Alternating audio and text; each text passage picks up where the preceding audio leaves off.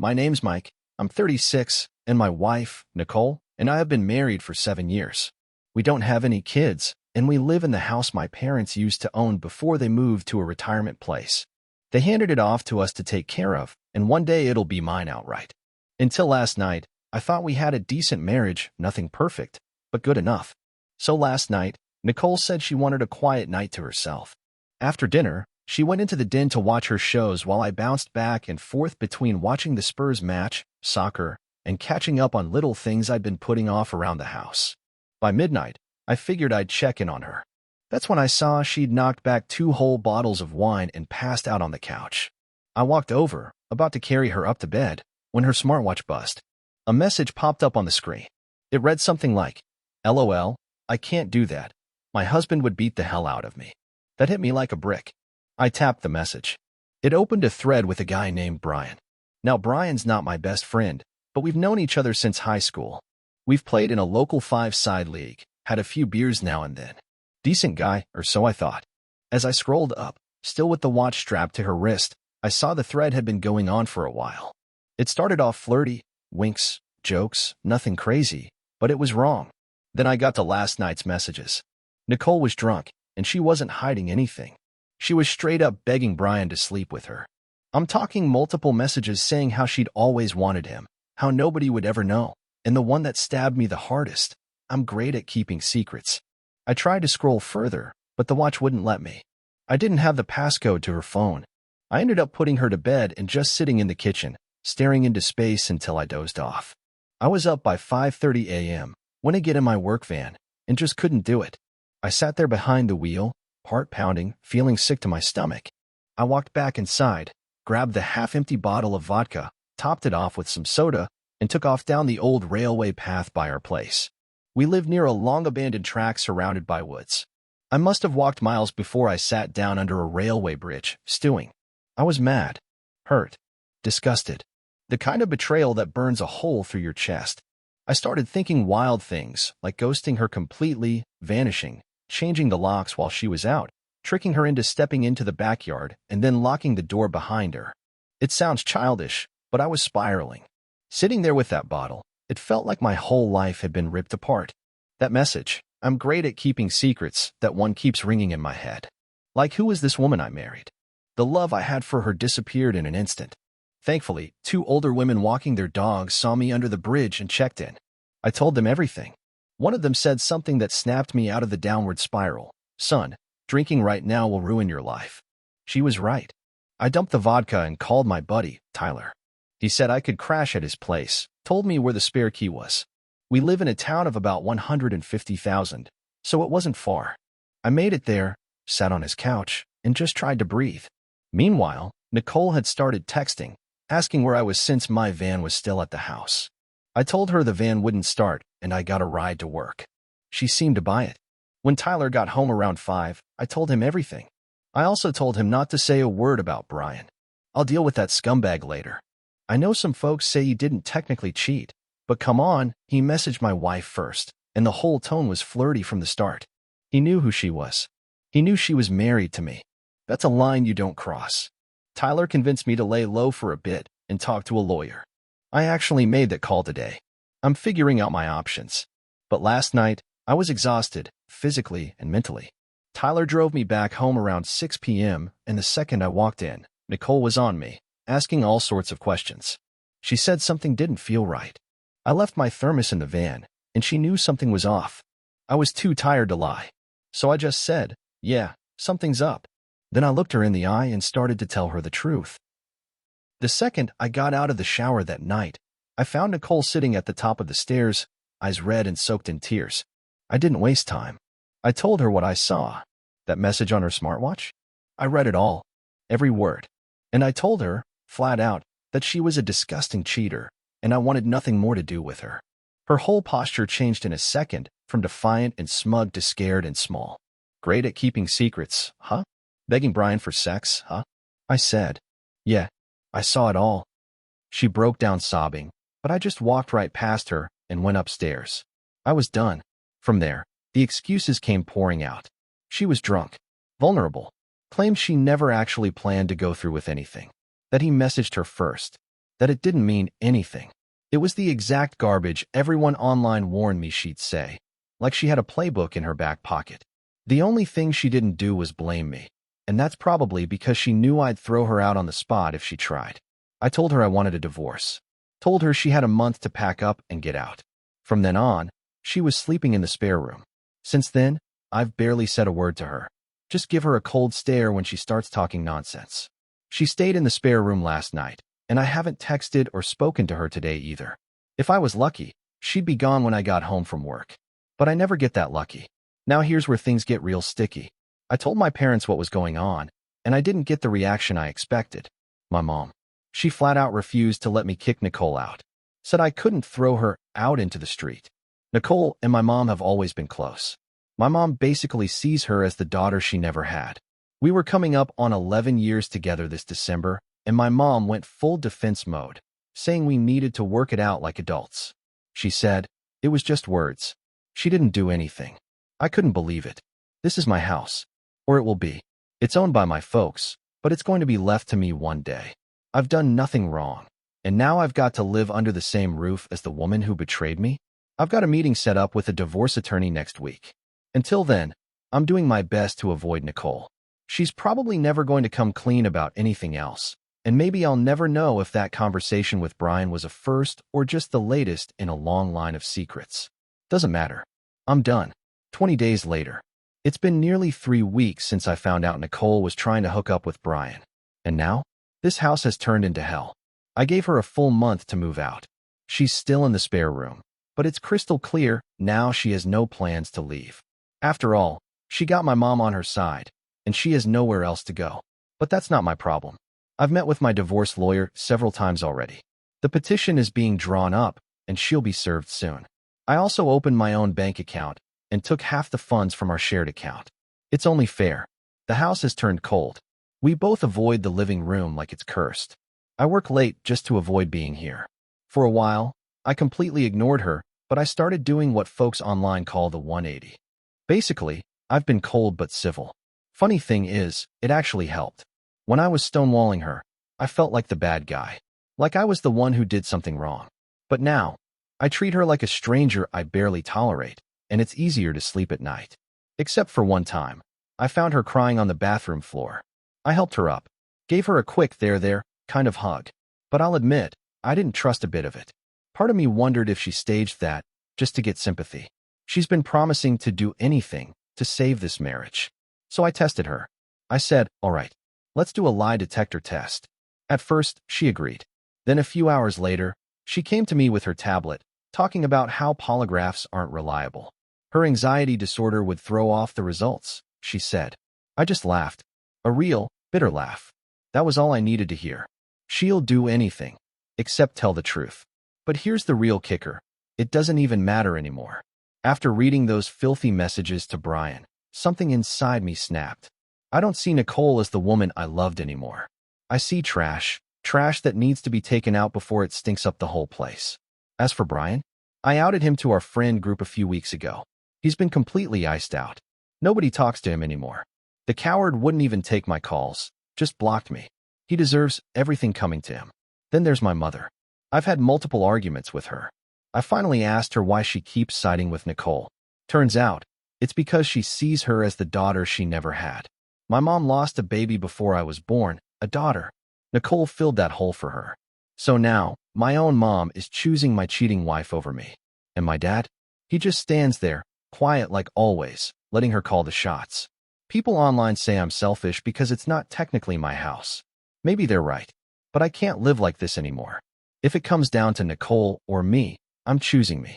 And if that means walking away from this house, and from my parents, so be it. My buddy offered me his spare room for a few weeks. If I walk out that door, I'm not coming back. My parents will think I'm abandoning them. I'll see it for what it really is. They abandoned me. Wednesday, December 2nd. This morning, Nicole had a doctor's appointment. I knew she'd be gone for a while.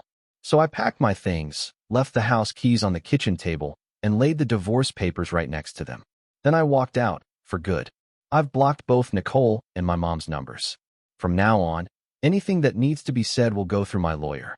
I'm staying with a friend for now, but I've already lined up a rental. I'll be in my own place before Christmas. It won't be home, but it'll be peaceful. The last time I talked to my mom, I tried explaining everything. What Nicole said to Brian, why it hurt so deeply, and why I could never trust her again. My mom told me she couldn't talk to me when I'm like this. She tried to call me a few days later. I ignored it and blocked her. Honestly, that stings more than what Nicole did. When you're broken, you expect your family to be your anchor. Mine turned out to be dead weight. People have said I gave up too easy, that I never really loved Nicole. But they're wrong. I loved her more than anything. She crushed me. And when I read those messages, it was like waking up from a spell. I fell out of love instantly. The damage was done. I'll admit, I'm curious how things will play out now that I'm gone. Will my parents really keep supporting her? Are they okay losing their son over this? As for me, I've got plans. Nicole hated flying, so all our trips were local. But now, I've got a passport and nothing tying me down. Once this pandemic eases up, I'm thinking about heading to the US. It's time to see a bit of the world and leave this mess behind. I thought I had closed this chapter of my life for good. I figured I was done talking about it, done rehashing the pain. I walked away from the home that was supposed to be mine one day, cut ties with my parents after they stood by my cheating wife instead of me. I left it all behind and moved 15 miles away to start fresh. Jessica, my soon-to-be ex-wife, refused to respond to my lawyer. She ignored every letter, every notice. So now we're filing for a court-enforced divorce, deemed service. If she keeps dodging, we'll move forward without her. That was the plan anyway. But then came the call. I was at work when a buddy called me out of the blue. He said my dad had been trying to get in touch with me. Something was wrong with my mom. I gave the green light to pass along my number, and within the hour, my phone rang again. It was my dad. I hadn't heard his voice in months. It was shaky, emotional, the most vulnerable I've ever heard him. He said mom was in the hospital, stable, but not doing great, and she wanted to see me. He asked if I'd meet him outside the hospital that evening. I said yes, but the second I hung up, I started second-guessing everything. My head was spinning. Was I walking back into the mess I'd barely crawled out of? Would Jessica be there? What did mom really want?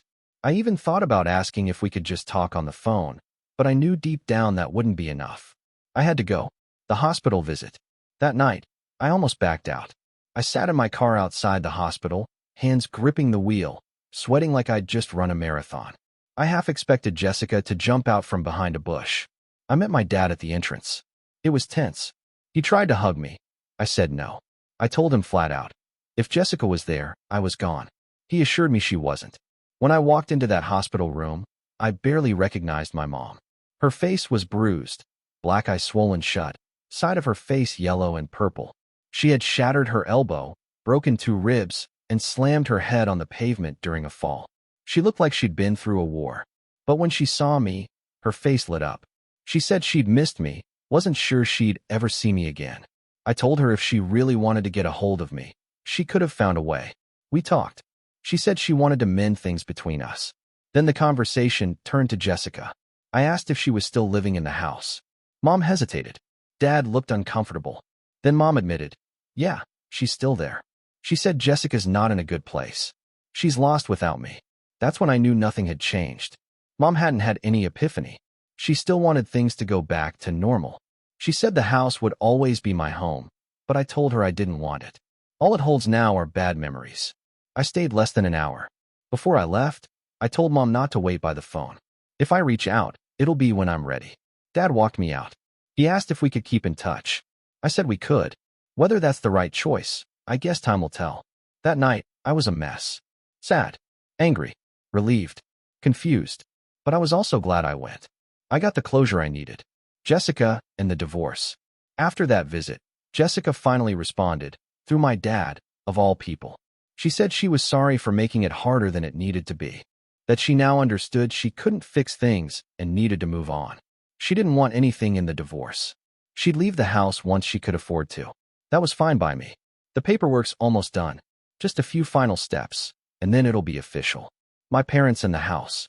I haven't spoken to my mom since the hospital, but Dad told me she's doing better. More like herself. I told him one thing. If they still plan to leave me the house, I want it in my name now. I need security after everything that's happened.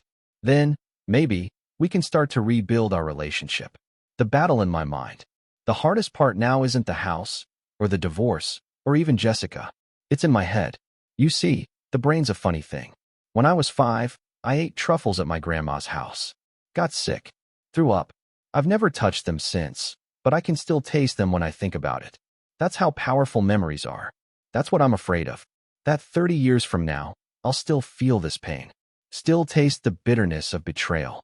I don't want to be one of those people who used to be kind and open and funny, but got hollowed out by life. I don't want to become someone people say used to be good about. So, I started therapy. And you know what? It helps. Just talking, letting it out. My psychiatrist said something that really stuck with me. I was whining about how my best years were behind me. She looked at me and said, "Your best years are the years you've got left." That hit hard. The past is gone. It only exists in your memory. But the future? That's still yours to build. Travel and hope. So I'm building. Me and a buddy booked a trip to New York for October. Always wanted to see the fall leaves there. Reminds me of that old Tom Hanks movie, You've Got Mail. It's just the beginning, I hope. I want the rest of my 30s to be filled with new memories. Good ones. For the first time in what feels like forever, I'm waking up with something I haven't felt in a long time. Hope. And if that's not progress, I don't know what is. After that run-in at the shop, I walked in like nothing happened, but deep down I felt crushed. It hit me like a wave. This heavy sadness just dropped on me. I had to stop and catch my breath. It's crazy how fast it all comes back. How just one look or one memory can knock you right back to square one. Do I miss her? No, not really. I miss who I thought she was. But that person? She either never existed or disappeared a long time ago. I do not want revenge. I do not want her to hurt. I just want peace. Carrying around hatred only weighs me down, not her. And I am done letting this poison me from the inside out. I also found out something recently from a buddy's girlfriend. She says she's pretty sure she saw Jessica wrapped around another guy outside a bar a couple years ago. Said she never told anyone at the time because she wasn't 100% sure and didn't want to stir up drama. Am I mad? Yeah, I could have used that info back then. It might have saved me from years of heartbreak. It's not definitive proof, I get that. But it lines up. It adds another crack in the glass. Honestly, it just confirms what I already knew in my gut. Travel plans and delays. One of the big reasons we planned a trip to New York in October was to finally get out of town, see something new, and clear my head. Fall in New York, that was always on the list. But then travel restrictions between the United States and the United Kingdom got extended again. They pushed it back to November 8th, and now my buddy can't get time off until next year. So unless I go alone, the trip's on hold. I am pretty set on going in the new year, though. Might even be better that way. If this past year's taught me anything, it's that life loves to throw curveballs. So I'm trying to roll with it. I will get there, maybe not now, but soon. About my parents. When it comes to my parents, honestly, I feel nothing. I wish I could say I'm angry or sad or hopeful, but I'm just numb. My dad's tried to patch things up, but I just do not care anymore. That might sound cold, but it's the truth. I mentioned before that I wanted the house in my name, but I never followed up. At the time, I was just lashing out, trying to feel like I had control over something. Truth is, that house could be the one from a horror movie for all I care. It holds nothing but bad memories now. The choices they made, they cost us everything. And no deed or piece of paper can undo that. For anyone considering forgiving a cheater, let me be blunt, do not. Do not waste your time patching up what someone else lit on fire. You will exhaust yourself trying to rebuild something they were gleefully burning down while you slept. Trust me, I read countless stories over the past year from people who stuck around, hoping things would get better. Spoiler alert, they rarely do. Some people talk about honor or loyalty or love like they're reasons to stay. But loyalty to someone who betrayed you? That's not noble, that's self-destruction. That's scary night. Earlier this year, I had a health scare. I scraped my leg on a bin at work. Didn't think much of it. That night, I woke up drenched in sweat, seeing double, feeling like my body was shutting down. My leg was pulsing, I was shivering, then burning up, then back again. I realized I might have sepsis. I called an ambulance, but they said it would take over 2 hours because it was a Friday night and COVID was still raging. I was losing it, hyperventilating, panicking. Then something strange happened. I accepted I might die. And once I did, I wasn't scared anymore. Things got quiet. Clear. Lately, I've been thinking about how that feeling applies to betrayal too. You have to accept that it's over. That what you had is gone. Once you stop fighting for something already lost, you finally get a little peace. A little clarity. As Tyler Durden said in Fight Club, it's only after we've lost everything that we're free to do anything. Writing things out. I haven't written this much about my thoughts since high school. I work on rooftops for a living. I'm not exactly known for being emotional. But something about this whole mess brought that part of me back. The part that reflects. That needs to say something, not just feel it. Writing this out has been cathartic. Healing, even. I plan to keep doing it. Whether it's journaling, notes, or just talking to myself in a notepad. It helps me step back and really see what I've been through. Looking back, there were a few key moments, points where everything could have gone sideways. If I hadn't posted on here, or if I hadn't run into those dog walkers that day when I was sitting under that bridge with a bottle, I shudder to think where I'd be. That moment, drunk, furious, ashamed, I could have hurt someone. Or myself. But I didn't. I made it through. And I'm thankful. Final thoughts. Most of what I've written until now has been about the events, the nuts and bolts of what happened. But this last stretch has been more about the feelings. The emotions betrayal leaves behind, how deep and different they are. Being stabbed in the back by someone you love, there is nothing else like it. And even now, after all this time, I still feel the sting sometimes. But you know what? In my first post, I said I felt like I was a worse man than I was the day before. Today, I can finally say this. I'm a stronger one now. Thank you for reading my story. Thank you for sticking with me through the worst stretch of my life. I know what I need to do now. I just have to keep breathing. Because tomorrow the sun will rise. And who knows what the tide may bring. Inspired by Castaway, Christopher Nolan.